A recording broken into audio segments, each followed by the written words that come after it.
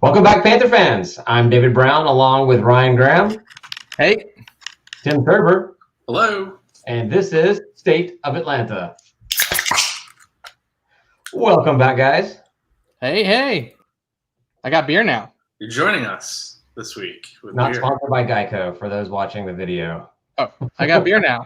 And you got beer and the old push-up Panther logo, man. I think I rid my entire house of anything that was push-up Panther. Nah, I take my free stuff. I took it and now I'm getting rid of it. I'm putting it in the trash can, especially the blue and black push-up Panther. That is like by far god-awful the worst thing we've ever put our name on. I don't know if I have that one. I do have the regular one, scattered. Yeah, it's horrible. It's horrible. Well, so we're coming off of a shootout of a game against Arkansas State, but we'll talk about that post-mortem discussion or whatever here afterwards. We got our buddy Scott Watkins of the Sunbelt Pages and Troy fandom here to talk to us about the game coming up this week. Welcome back, Scott. Hey, thank you for having me back. Of course, man. Of course. You going with the purple, or are you guys repping some purple uniform? Why are you wearing purple today, man? What's going on? That's not one of your colors. Well, I just threw on a shirt about 5 minutes ago. I had to change. Not a fan. Yeah, that's a true fan from Alabama right there. Yeah, wear a shirt when you're required to, not when you don't have to. I had a red shirt on all day, and that's one of the reasons I'm always late to the pre-podcast meeting, because I'm changing. Usually I'm not wearing pants either, so I have to put pants on. You have a thing for not wearing pants. Yeah, duh. Doesn't everybody? Do you guys wear pants around the house just like all the time?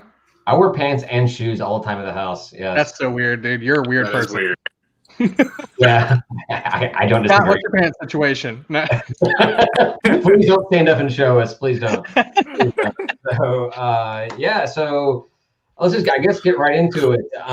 Scott, how fearful should Georgia State fans be of a Troy team that has to kick a last-second field goal against East Carolina to win East Kentucky? I don't know what school it is. East Kentucky to win a game. I wouldn't say they'd have to be fearful at all. I mean, I think this is for both teams, especially for Troy and probably for Georgia State, this is the most equal matchup that either team is going to have at this point in the year. For Troy, at least, for sure. I don't think the Trojans have played anybody that are as close to their own skill level as Georgia State is. So I wouldn't say either side to be fearful. I think that both sides should be very happy that both coaches are getting this game at this point in the season where we kind of feel each other out right now.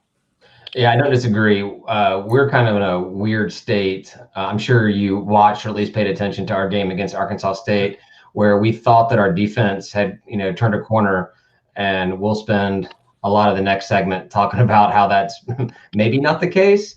So, Troy seems to have a pretty good offense, and I was looking on the Sunbelt boards, or whatever, as Panama said, if Troy's game plan comes out to throw the ball, then they have a very good shot of winning that game. But if they come out to run the ball, then there's a really good shot we can shut them down. And if people on message boards know that, I'm pretty sure that a highly paid head coach of a college football team knows that as well. Well, it doesn't matter who Troy's going to play. They're going to come out and throw the ball on first down, second down, and third down. It doesn't matter too much. Okay, so we can go ahead and chalk this one up as a big loss, and the Panthers move on. No. Who do I have on tap to come on? Another 100-point game on the record books here. Is that what we're gonna do? We're gonna break the Arkansas State record. We didn't make a record, right? That was somebody else. I think it was a total Sunbelt record. Yeah, it wasn't. I think ESPN fucked up a little bit. Yeah, they did. Yeah. Okay. No, Arkansas State was involved in the highest scoring game, I think. Yeah, with Middle Tennessee. At least among the current Sunbelt teams. Amongst current Sunbelt teams, it was the highest scoring game. All right, well, fair enough. You guys got a question? I got stuff to talk about, but I drone on forever. So what do you guys got? Tim, you probably have something planned. I don't, actually. I barely made this podcast, man. Just give me a minute. I'll think of something. Fantastic. I know Ryan's prepared with a good question. Ryan, do you know what time the game is? What 4 o'clock? I'm really excited because we're gonna go to the stadium. Scott, are you actually going to the game, or are you gonna come to the stadium and watch it with us?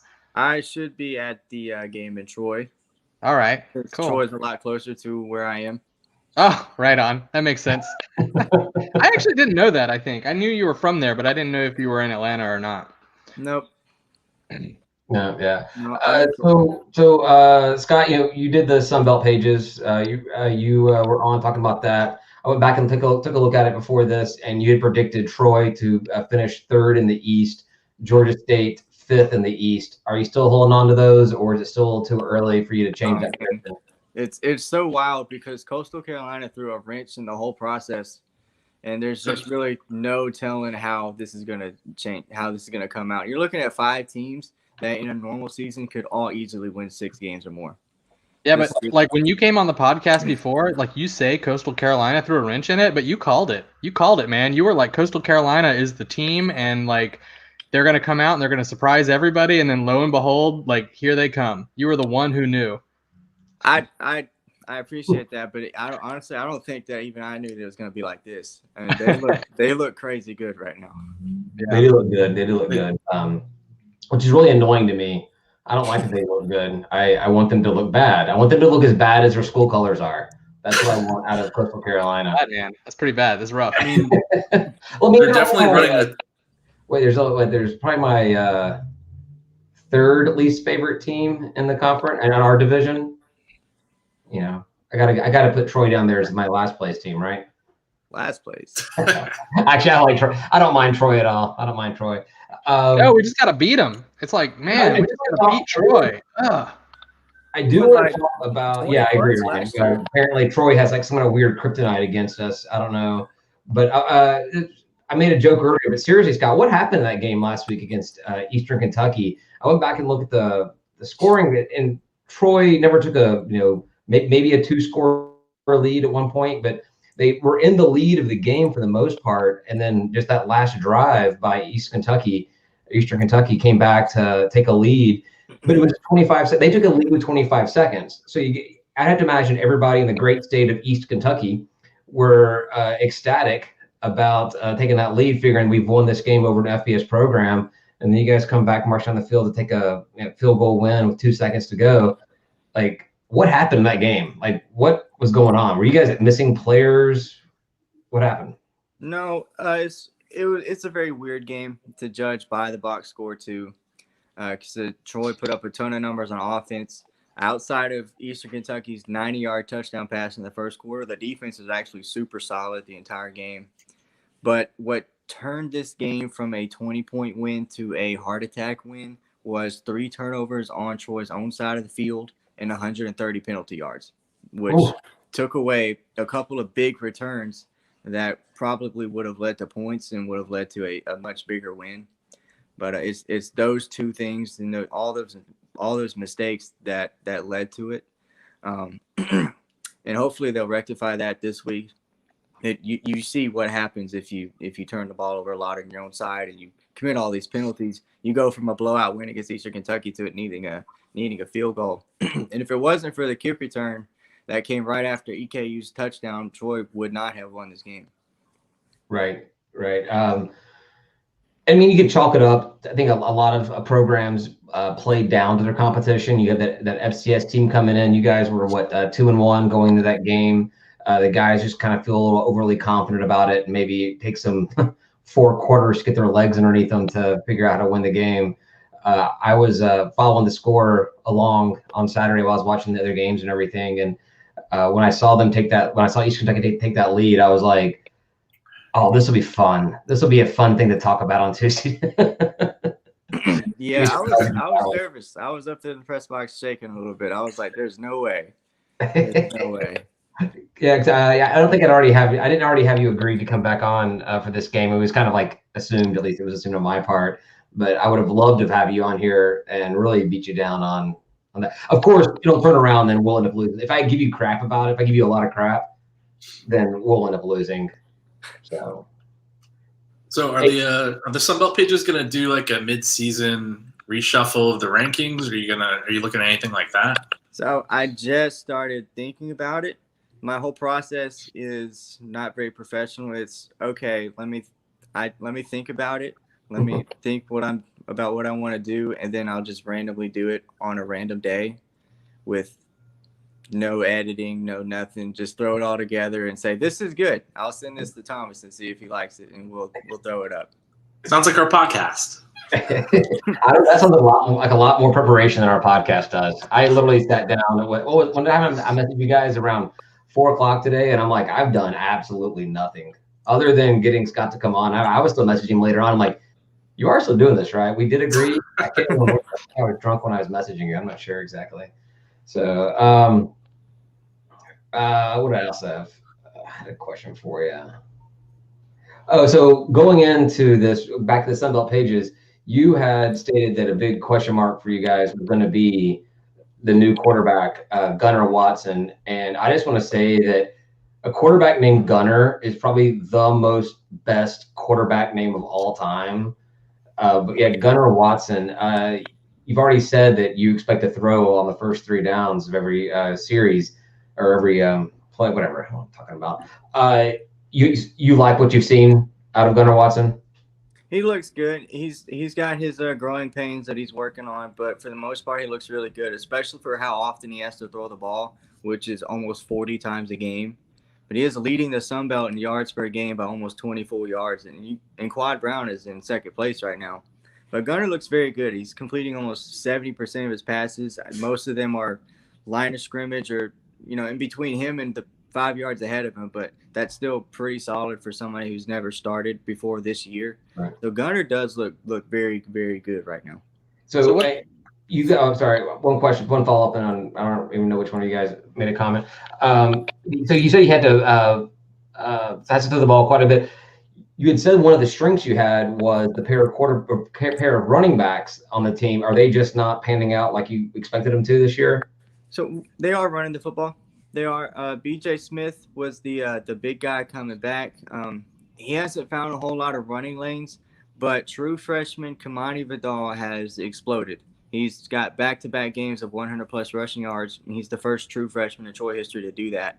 And he's really come along. Against Eastern Kentucky, the run game was absolutely stuck in the mud until Vidal came in and broke off 2 straight 20-yard runs, and he just exploded from there. And so he is an absolute just a truck is what Gunnar Watson actually described him as. And they're both B.J. Smith really is heavily involved in the pass game too. So you're going to see the running backs often. Okay. Ryan, what were you going to ask? Yeah, I was just going to ask about your offensive line, because I mean, if you're dumping it off with short passes and then like kind of the running game is stuck in the mud. I mean, I guess it's not super stuck in the mud from what you just said. It might have been personnel issue there, but is offensive line just struggling or what?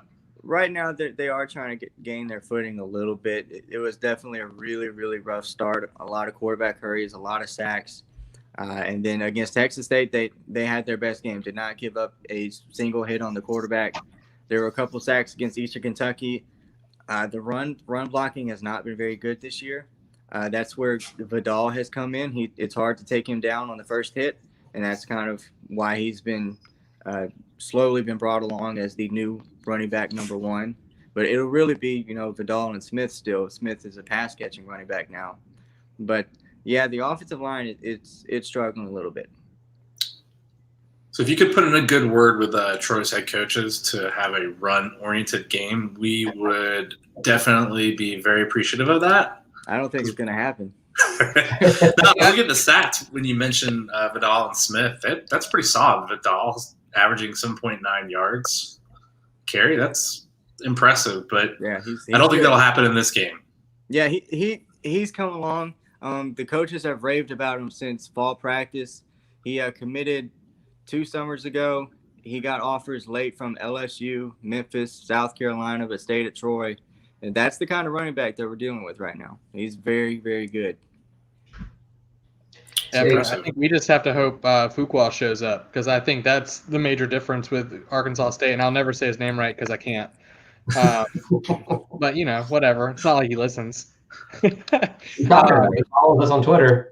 He wanted to let us all know. I feel like that was the major difference, right? We weren't able to do anything against Arkansas State, and we all felt like well, we're going to talk about it, so I won't get too big into it. But as long as he's back calling plays, I think we're probably in pretty good shape defensively.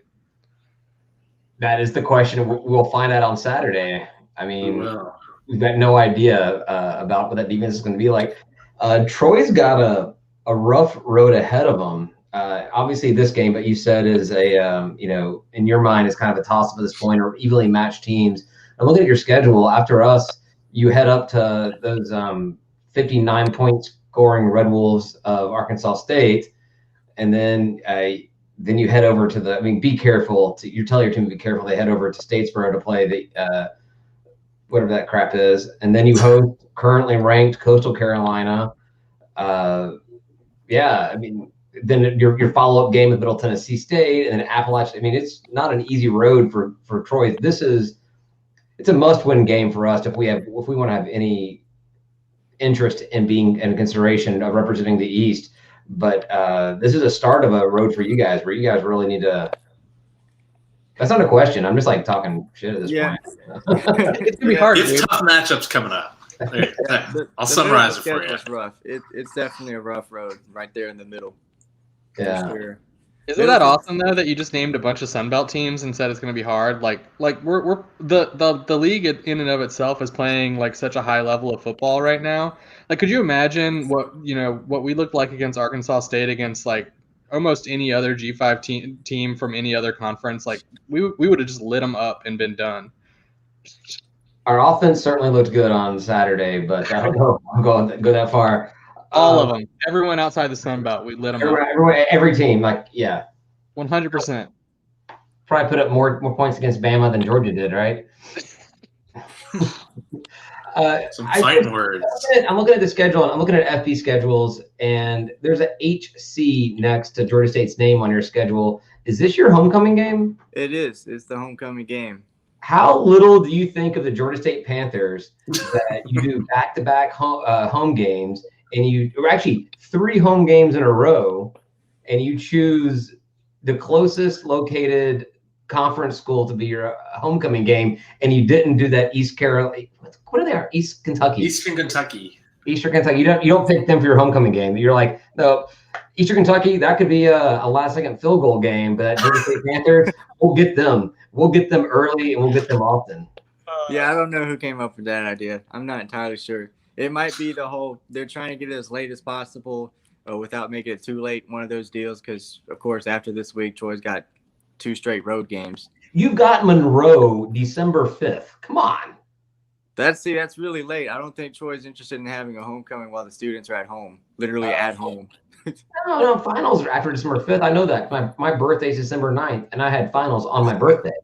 So, no. Yeah, you're probably right. David, things change. Dates move around. The whole seasons are I mean, I don't know what it looks like right now, but wait, did something happen to change what the season looks like this year? Did I miss something? You were talking about your finals from when you were in college. How long ago was that, man? The 90s were not that long ago, right?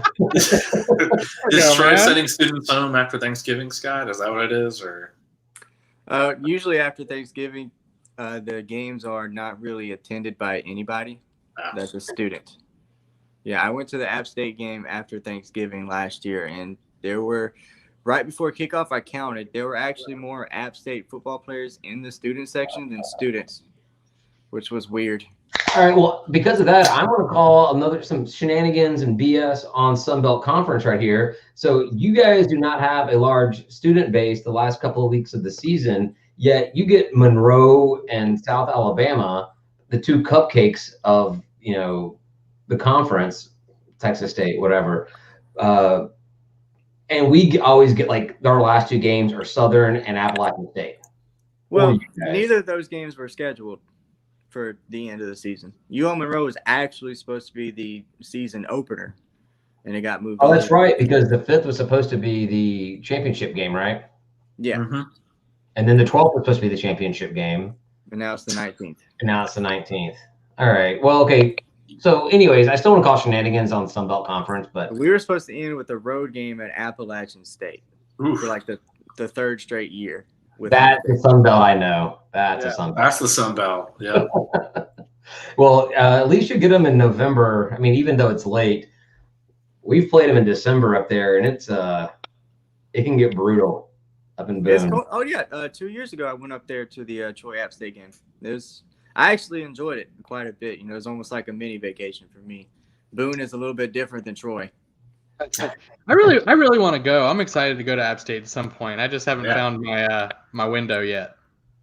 It's hard having little kids or kid running around the house makes it a little bit difficult to get little weekend road trips away and everything. So my window's having a chance to win.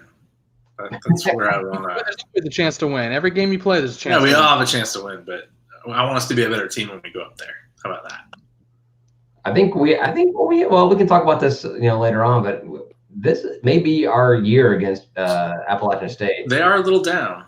So Scott, what do you think? You think App State's showing some vulnerabilities this season, or is it just a? Yeah, we've talked about this quite a bit on our Sunbelt Pages podcast, where App State really does not look like who they should be. Zach Thomas went in as pretty much the unanimous face of the Sunbelt, #1 quarterback in the league, and I said it a couple of days ago on our podcast. He's probably like the 6th or 7th best quarterback right now in the conference. So yeah, they do look rough, but at the same time, nobody should overlook them. Nobody. Because they've got the best cornerback combo in the entire country. You can quote that whatever you want. That they are the best two corners in the FBS, really, and that's why I'm looking forward. I'll go ahead and jump ahead. I'm looking forward to that Arkansas State game with them, because Arkansas State, as you guys know, have two very good wide receivers, and I'm absolutely looking forward to that battle. Well, we're not sure if Arkansas State has any good wide receivers or not. All we know is that our cornerbacks like to stay 10 to 12 feet away from all wide receivers as if they're social distancing to the next level. In the same game, because I saw Jay Adams go moss somebody on your secondary. It was no 5-yard separation.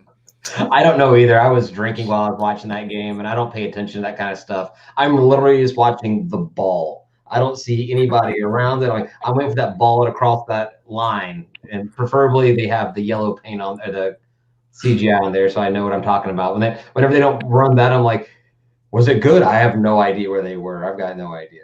But there wasn't a ton, and we'll talk about this, but I wasn't mad at a lot of plays. Like Scott was saying, like I thought we were actually playing on point. Their offense is just nuts, man. Yeah, and Ben Moore, Panther Talk, has gone on multiple times talking about how potent the Arkansas State offense is. So, yeah, I don't know. I mean, it's Ben. I don't know if you can believe that guy. Most of what he says. He makes that most of it up. He does listen, dude. He does. I know he does. Troy is favored in this game, 2.5-point favorite, which I guess is kind of a toss-up game. Even Vegas doesn't really know what's going on. I saw 1.5 points for Troy. I saw it was like a total toss-up. Was what I saw somewhere. Like it was a few days ago, though. Yeah, it's 2.5 now. The money may have changed a little bit, so it's 2.5 points. Troy favorite. I would not put money on this game myself. I think I saw somebody said, I'm not a betting man, but if this was my first game to bet on, I would not bet on it. It's funny you say that. The very first game I ever bet on was a Troy versus Georgia State game, and I lost. So I don't bet. Right. As I said, well, even at our worst, even when we were going undefeated in seasons, well, that one season we went undefeated -1 before as well. But anyhow, we were still covering spreads. Like Vegas had no idea how to figure out the spread on. It's like, Alabama's going to win by 57. Haha, 56. You did not get it, Alabama. Pretty much what happened to me, because it was the 2016 season, and Troy was favored. I can't remember by how much, 18, 20 points, and it ended up being like a 14-point game or something. It was weird. Troy was rolling too, so I was like, oh, this is easy. Easy money. No, Georgia State beat Troy last season, right? That was before the crumble and everything. So there's definitely gonna be some revenge, I would imagine, from a lot of Troy players, because they feel like they're supposed to beat us because the record books show that Troy always always beats us in all sports In everything. and just in It's life in possible. general. The other layer that goes on top of it is this is a very big, recruiting battle type game too. Georgia State and Troy go after the exact same players in the exact same regions. I mean, you just look at Troy's defensive lineman, Will Cholo, committed to Georgia State, switched to Troy, and now he's all-conference player. This is that kind. Well, to be fair, I heard that we actually took our offer away from him before that. Probably not a great idea. I made that up. I have no idea. I'm just gonna, anybody that decommits or does not accept a Georgia State offer, I want to say that we rescinded the offer. But go on. Sorry, Scott. I didn't mean to interrupt. Actually, I did mean to interrupt, but he always means to interrupt everyone. Yes, but it was the show was much better when you were talking than me. So go for it. And he froze. Excellent. We got a good headshot picture for him right there. Well, I will say that looks like ESPN FPI gives us a 30% chance of winning, which I like. Oh, he's back. Wait, maybe not. Yeah, so I lost you for like 20 seconds. That's all good. It's all good. Tim was talking a lot of crap about you personally, which I thought was inappropriate. But we'll get it back to football. So Tim, you're saying that ESPN FPI has Georgia State favored 53% in that game? Yeah, 53 or 54%. So I mean, I think this game's a total toss-up. As long as it's not a track meet, I feel better, and Fuquay will be back. He's proven that obviously he needs to be on the sidelines for us to have a defense. I also, if I can remember, I'll post a screenshot of a text conversation I have with Tim where he says FPI is total bullshit. And I said, unless it has us winning, then he goes, well, of course, then I like it. All right, we didn't talk about your defense, Scott. So obviously our offense seems to be firing on all cylinders. What's the defense like for Troy? Is that rush, pass? Where are your weaknesses there? So the defense it's certainly improved from last year when it was just an absolute mess and it couldn't stop anything whatsoever. It's coming along. The front seven I think is a little bit stronger than it was last year. A couple of linebackers have really stepped up alongside the All-American and Carlton Marshall. But the biggest thing is in the secondary. Last year, the new DC, he brought in he changed the scheme to where it's a press man type deal. And then we ran out of corners and safeties. And the whole thing fell apart, and they were getting shredded up and down the field.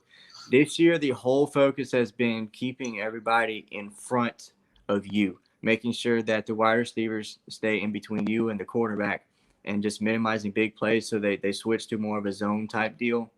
And it's worked. There aren't very many big plays. People get upset because teams are marching up and down the field because we're giving them those 5-yard routes. But I've been impressed with how Troy plays in short field situations. Because if you're going to give people those yardage, you've got to be able to defend the red zone. They did that last week. Like I mentioned with the 3 turnovers, Eastern Kentucky only got 6 points out of that, 2 field goals.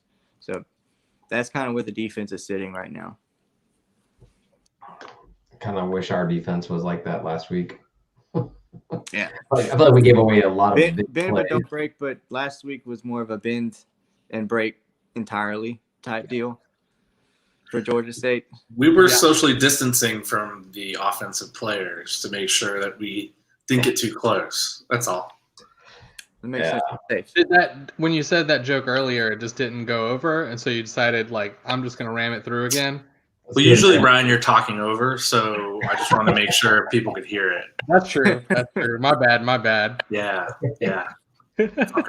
Excellent. Do you have any predictions on the game, Scott? Are you gonna put any numbers out there? I don't like doing predictions a whole lot. I just don't like being wrong. I'm right all the time. I'm never not right. So I don't want to put myself out on a limb if I haven't looked too hard at it. And like I said, I don't guess on anything Troy related, and especially Troy and Georgia State related. That's for sure. Yeah. Well, I would pick your basketball team over ours most of the time. Most likely. They've really got us. It reminds me of Steve Spurrier against Georgia. Oh yeah, owned It it. just doesn't matter what the team looks like ever. We could be the best team on the planet, and they can be the worst team on the planet. Doesn't matter. They're going to win.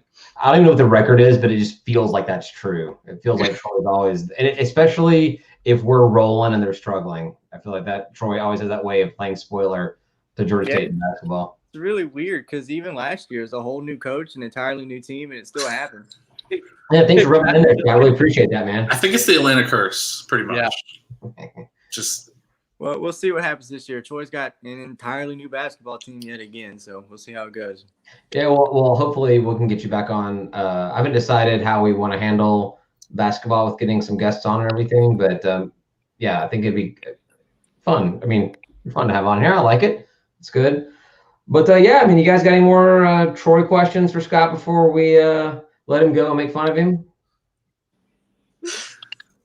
Not really. I'm good. I'm ready to make fun of him Appreciate you now. coming on. Yeah, no problem. Thanks for being on, Scott. Everyone, check out the Sunbelt pages if you have not done so already, because we're going to be apparently getting a really good mid-season recap that will be written out haphazardly and delivered to us Reviewed by At some point, at some we don't point. have timing yet. Maybe. It's still a big Maybe. I may decide not to do anything whatsoever. Just nothing. Well, I'll pay $2 for it, whatever it is. Then I'll charge people because my original idea was not to charge people, but now I will charge people. Nice. Oh, there you go. Now There that you I go. know to be paid for. Just re-release what you released in the beginning of the season. Ryan will pay you $2. Easy. I will. I'll release it. Yeah, maybe. I won't change a thing. This is my update. Well, just be like, I was right. So here's Everything the in there was mid-season perfect. review. Change everything so that anything that you were wrong about, you just change it to be correct, and everything you were right about, you just kind of keep that in there. So, Absolutely. yeah. All right. Well, thanks a lot, Scott. Really appreciate you coming on, man. We'll, Yeah, hopefully you enjoy yourself at the game and you're not too upset when you're leaving the stadium with your second loss of the season. Thank you. Thank you very much. See you, dude. Thank you, Scott. There you go. Oh man, I think I had not even kicked him out. I kicked him out of the entire system. Huh. Sorry, Scott. What? I don't know. I thought I was moving from the Watch thing. him back, Or whatever. maybe he just did exit at the exact same time that I did. So, hey, our buddy Zach, I want to give his heads up that on that Arkansas State game, it was the highest first half points in some history. So, All right. I mean, I'll take it. That was a nutso game, man. I mean, we scored. I mean, that was a very high scoring game. It was a 71-point spread. I mean, you know, whoever picked the over. they could have done that a couple times. Yeah. I mean, I think we kind of knew it'd be a high scoring game. Did we say that? I think we thought it'd be a high scoring game, but I don't think that anybody thought we're talking about 100 plus. No, and I mean that's what we kind of touched on earlier, and we talked about it too, where like people talk smack about our defense in like reviews of the game and stuff, and they were like, oh, Georgia's defense just kind of lets anyone do anything, and I'm like, I really only let Arkansas State do anything. Like our defense was pretty stout beforehand. We've been talking week in and week out now about how good our defense looks. That was the question I had coming out of the game, and so Ryan came over. Tim had to take a nap and he couldn't make it. So we watched the game together and we were enjoying the game. Like, we're like, man, like, we can score at will, but we're not stopping them and everything. But leaving that game, I wasn't so concerned about the defense until sobriety kicked in, and I hopped on Panther Talk, and everyone just ripping about how our defense has not changed from last season whatsoever at all. And I'm like, wait a minute, weren't we bragging about our defense in the first two games? And granted, Lafayette put up some points on us, and but they were a ranked team and they were doing well. But we did not give up an offensive touchdown to the East Carolina from the American Conference. We felt pretty good about defense, right? We felt really good about defense going that game. Is it really just Fuquay not being there at that game that really changed it that much? Or was it Fuquay not being there and Arkansas State is mad serious offense and we couldn't figure it out? I mean, I think he must be calling plays because it was like night and day difference. I feel like our defensive players in previous games were like everywhere they needed to be on every single play. Like every time there was a screen pass, we just knock it. I mean, we just hit the guy like immediately. I remember like commenting that on Eastern Carolina, and we just weren't doing that this time. You know, we weren't exactly where we needed to be every time, and that to me screams coaching, not play. You know. What was your perspective, Tim, watching it by yourself between your naps? I don't really have a perspective because I don't want to deal with Ryan, so I'm just passing this question completely. No, but do you think that our defense really has not changed from last season, or it was just a bad game, or where do you think is it just Fuquay having not been there was the problem, or that where this is have be something to look forward to for the rest of the season? I think he wasn't there. I mean, it's not fair to him. He probably plays a huge role in calling plays and schemes, and you can't just turn the keys over to someone else and say, do what I do, right? It never works. Whatever it is, it's not just football. It's almost anything. So, I mean, hopefully we're all wrong. Hopefully the defense comes back with Troy and, performs better. I mean, we don't get another boat race or track meet. We can't do it. Yeah, so I think it's kind of the same thing that Scott said, that this game is going to be a big show us who these two teams are. Troy is 3-1 right now, or 1-3. Is that right? 1-3. We'll find out who these two teams are because they're pretty much evenly compared coming out of this game. So, yeah, I don't disagree with that. I just don't buy that. Like, I don't see how we even we've been playing so well.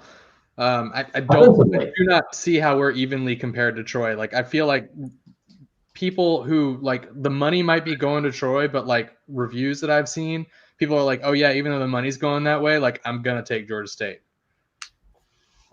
Like people that are paying attention to Sunbelt stuff, people who talk about Sunbelt sports and like are watching them week in and week out are calling it for us. I like those people. I mean, I think they're right. I mean, what I've seen is a really solid football team. I hope so. The weird thing was, it was right before the game started, like literally, because one of the things that it's great to be on ESPN, this national time of exposure, but it also kind of sucks because it's not the same thing as being every other team on ESPN. There's no like pregame show that talks about the matchup or anything. It's like they're talking about like the horse races last week and now we'll go right into our next scheduled item. Well, even halftime, we were talking about it because they went immediately into Georgia-Alabama coverage, and we were like, right. Who's watching this Georgia State-Arkansas State game and during halftime wants to hear about this? Right. Yeah. Like who is that? It comes right into the game, and we hear about Destin Coates missed the game, and Fuquay missed the game, and they didn't say why. Obviously, the assumption at the time was COVID. People even said COVID protocol since then, but I've not heard anything from the news, from Georgia State, from anybody that's said why Coates and why Fuquay were not at the game. We just assume it's COVID. I don't know. I think if it was COVID, you probably would have had more players out because of contact tracing, and I don't know if they announced other ones and we just didn't care about the other ones that were out. But typically with COVID now, you're going to get like a chain of people who have come in contact.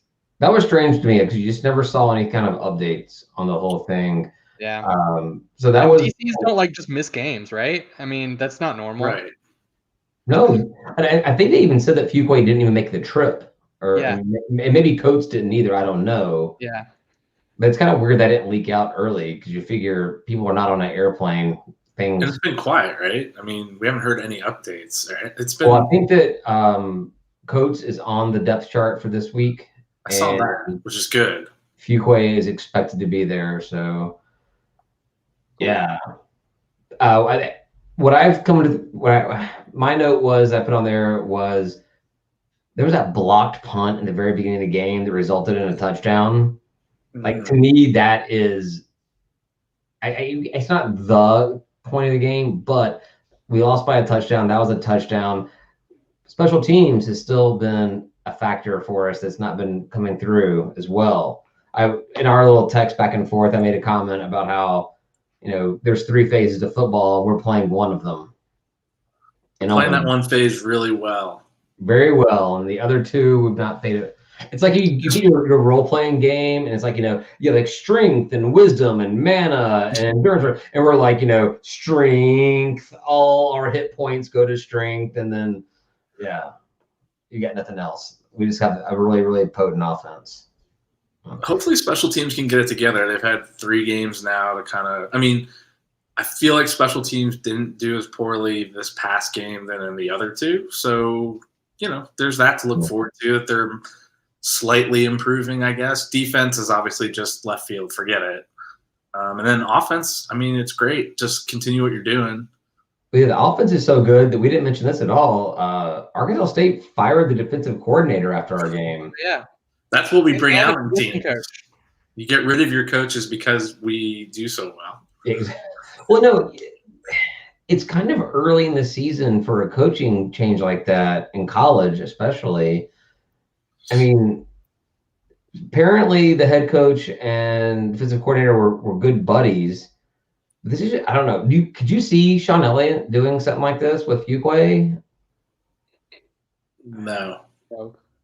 No, should he?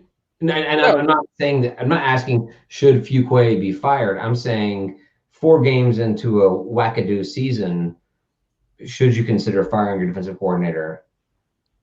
We're not paying attention to the history of that anyway, so we don't know how well, they did last year, whoever that was, there's probably a lot more leading up to it. It's probably not just 4 games of this season that he's failed. Yeah, I don't know. That was really strange to me to see that happen. Yeah. We can wear that as a badge of honor. Like, if we put up 52 points on you, if we put up over 50 points on you, defensive coordinator may not be coming back next week. You're fired. Yeah, right. Anytime Georgia State scores 50 plus, you're fired. I think I drunkenly replied to some tweet about that coming out was, we may not beat you, but we'll dismantle you. That's a good one. I like that. So Arkansas State sucked. Troy, who knows? We are doing the watch party at the stadium. Yeah, are you gonna come, Tim? I don't know. Not sure yet. Ryan, you're gonna be there, right?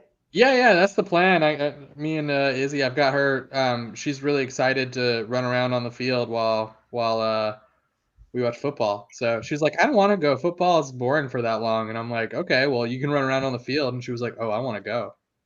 Yeah, that's my plan, is to go up there with Coop, and as long as there is like a 50% chance of rain. I think I may be a game day decision on whether I go up there. I did have the opportunity to talk to a few people at Georgia State today, and they've got a pretty good turnout so far, because they only announced the watch party yesterday, and they've got a good turnout of registered RSVPs. So I think, we should go out there. We should do it. They're going to be selling beer. Why would you not go? They're selling beer. Yeah. We can't bring food and stuff, though, right? There's no, picnics allowed? No, I asked about that tonight, and they said no. Oh, that's okay. Not the first time. I think they want to see how it goes doing a watch party there, and then maybe if it's a good reception, they can talk about that. I don't think there'll be any point where we can bring our own booze to it, which I kind of get. Yeah, no, I'm not even mad about the food thing. I just thought it would be extra cool. But I get it. I get why they wouldn't do that. And now here's a little special appearance by my daughter. Hey, you need to go back to bed, big kid. Oh boy. She's too scared to go to bed. Because it's Tuesday. It's Tuesday. Why would you not be scared to go to bed? But yeah, I mean, doing these watch parties, like the Braves have been doing them up there for these games they couldn't do some more. I think it's a cool thing. I would like to become a real. They're doing free beach towels, like the first 150 people that show up, so you can lay out there in the field and watch on the big screen. Actually, I heard that there was a women's soccer game. They played there on Thursday, like a little ahead of the football game. And once the women's soccer game was over, they just turned the big billboard on to the Georgia State football game. They all sat out there in the field and they watched the game from the field. I like it. It's like a giant TV. Just watch whatever you want, right? It's amazing how things work. So, well, have you seen the clips of when they first built the Cowboys Stadium and the people playing like Xbox on that giant? Yeah, like they're playing Halo or something like that on the big. Yeah, that looked like so much fun. I mean, it's like, good God. I'm playing a Halo on a $5 million screen right now. Yeah, it's like the largest screen on the planet or something. I mean, it's cool. What they should have done, because it's got two sides to it, they should have gone like the other direction and just played Battleship, where like one guy gets on one side of the stadium, he can see his board, and the other guy can see his board, and they're using this $5 million screen. I have no idea.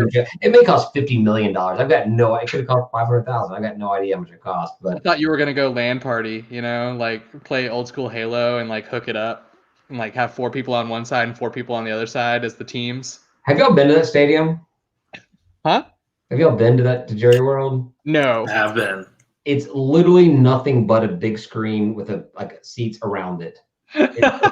It's like massive movie theater. I was watching the game and I kept on forcing myself to look at the field because the screen was just too enticing. I'm like, no, you're literally taking away from the gameplay. I agree. If you went to a music concert in that stadium, you would just end up watching TV the entire night. You wouldn't even watch the person 5 miles away from you standing on stage looking like a little ant singing and dancing or doing whatever they're doing. But like you watch the video and it's like better than your own site. Yeah, well, what I'm trying to get at is I don't really care for that stadium whatsoever. Yeah. That's one of my fine. least favorite NFL stadiums to go to. I like MBS, man. I like the openness. Like it draws you into the field, and then when you want to get a replay, you look up, right? Mercedes-Benz. Yeah, MBS. Yep. Yeah, that's another thing. I mean, yeah. Also, I feel like they blew their entire video budget wad on that big, huge screen. There are no screens at Jerry World. They're like just in the concourse. Like if you're standing in line to get a beer or a hot dog, there's not a TV up there. There's not a 27-inch TV up there with the game going on. That doesn't exist. Right. You got to go in there inside. Maybe they just can't run enough power in there. I don't know. I mean, dig another oil pump or something. So we've been going for 45 minutes or so. We can go ahead and talk about the other games. Last week's games, Coastal, big win over Lafayette. Not surprised it happened, but I don't think I was necessarily expecting that win. That's only a game really worth talking about, I guess. And I might not want to talk about it, but they're both ranked now. I don't know how Lafayette's still ranked. I don't know, with everyone else playing and stuff. Yeah. And they're ranked ahead of Coastal. They're ranked 21 in the AP, and Coastal's ranked 25. That kind of stuff happens, but I think like usually Sunbelt teams with losses don't show up in the rankings. But also, I want to state how annoyed I am that Coastal gets ranked before we ever get ranked. Well, we just got to beat them. That's all. We just got to show Well, them. all would have been ranked before we got ranked.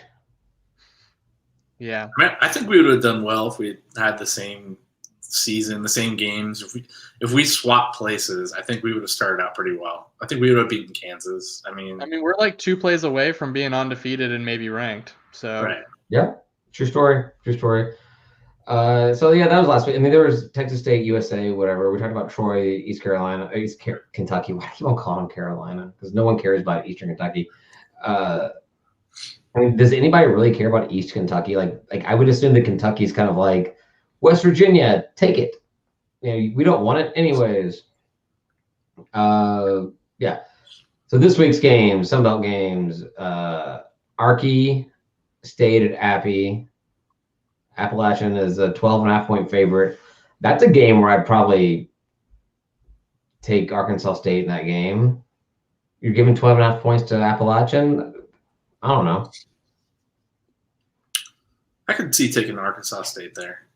Yeah. They got a good offense. I mean, our defense wasn't playing, up to its standards, but their offense is good.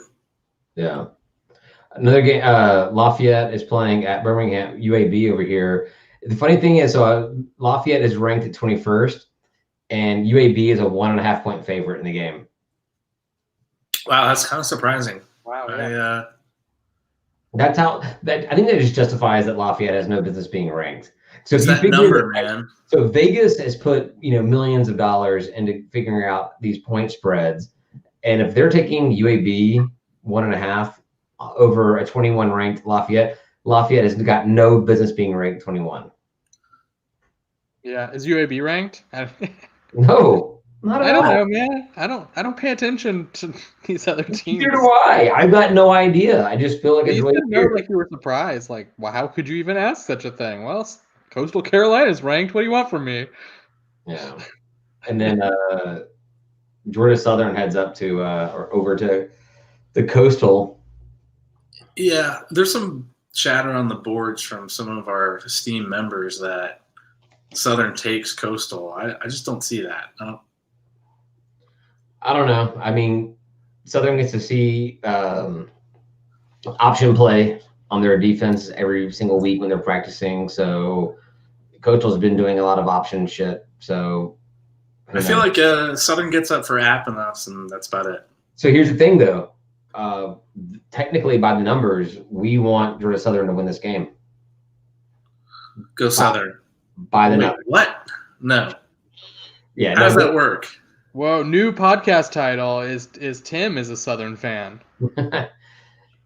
No, so I get it. I see it. Coastal You need them to win. Man. we have two Sunbelt losses. Obviously, we believe that we're competing with Coastal, App, and Southern and this whole thing. I mean, I guess Troy as well. If we win out, that's not good enough because Coastal, we have 2 losses, but fortunately, App and Coastal and Southern and Troy all play each other, so we'll figure out something else that way. But technically, as it stands right now, by the math, we are wanting Coastal to lose this game. I'll wait until the last week of the regular season to start rooting for Southern to win. No, I'm still rooting for the Chickens. I don't care. I'm never going to root for Southern. I don't care. Yeah. I feel like we can wait though. Like before we're like, okay, we finally need the help. So. No, yeah, that's why that game sucked so bad last week to lose because we were still in control at that point. You guys got so mad at me for rooting for Lafayette. Screw Lafayette. I know, but you guys were like, no, we just went out, and I'm like, yeah, but I'd rather have the padding. If Lafayette would have won, we'd have some padding.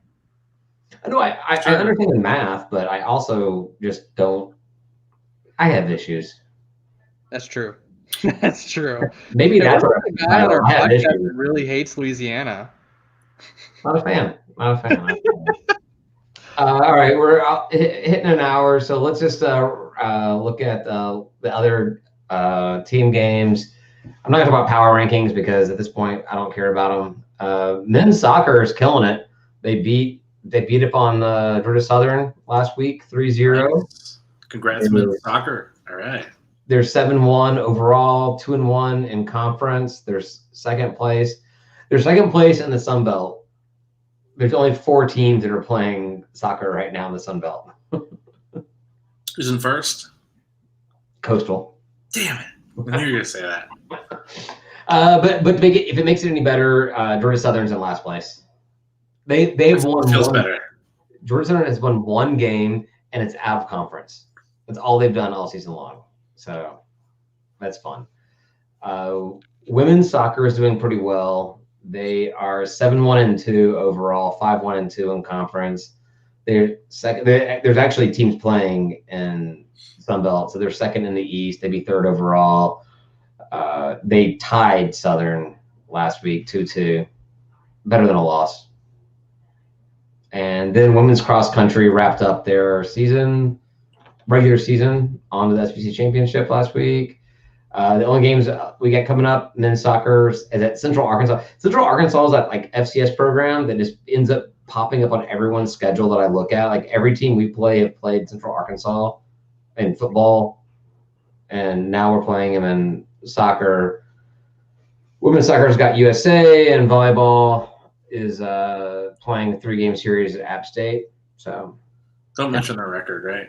They're not doing so hot. I didn't even put it down, so probably not. Okay. They're working on it. Guys. They're working on it. They're working on it. We should be good at volleyball. We should be a volleyball powerhouse. Volleyball's played in like big arenas and indoors or medium arenas indoors. Georgia State owns a bunch of buildings. We should be good at volleyball. That's my reasoning. Okay, I like it. That's all I got, guys. What else you got? That's it. Last I call. don't think anything. Last call it is. All right. Well, thanks everybody for watching. Thanks everybody for listening. Thanks Ryan and Tim for being here. Special thanks to Scott for joining us. Good times as always. We will head over to last call. We'll get a little more drunk and talk a little more shit and have a little more fun. Woo! Woo! Bye, y'all. Good. That's all I got. Thanks, everybody. Appreciate it.